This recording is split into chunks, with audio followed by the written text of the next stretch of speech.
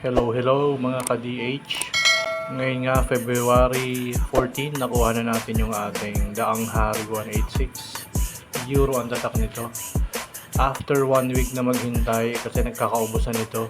Trending to ngayon kasi bago 69k pero meron ka ng 186cc.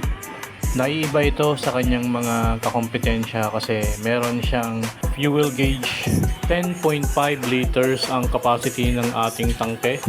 Naka timing chain na kaya hindi siya ma-vibrate. Kung makikita nyo, ang ganda ng pagkakagawa ng muffler at ng makina. Isa pa sa nagustuhan ko dito ay pulido ang mga parts niya.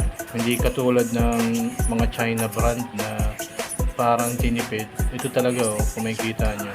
Pulido talaga Tapos meron pa siyang day running light. Naka-LED yan.